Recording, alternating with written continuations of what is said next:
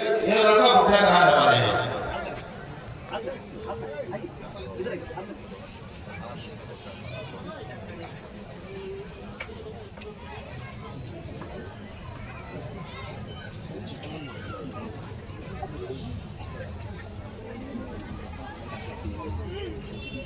तीसरे नंबर पे मोहम्मद अशफाक धराड़ा का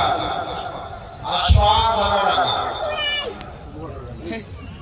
मुधवा धराड़ा का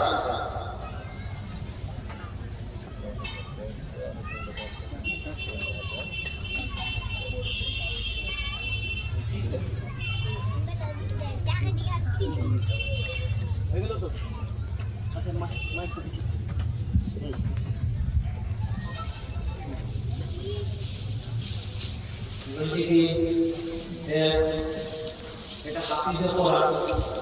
और अब की बोलबो আমি একটা হাফিজে কোরআন 10 জনকে জান্নাত নিয়ে যাবে আমার কাছে বিশ্বাস ছিল আমার আমলে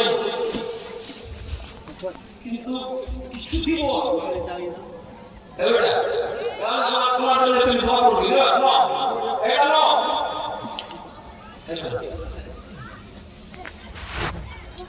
इसको कुछ देना है अपने हाथ से दे दिए तो इंशाल्लाह ऐसो मिसो मासो हला जो बात है इंशाल्लाह दिए तो अल्हम्दुलिल्लाह सुभान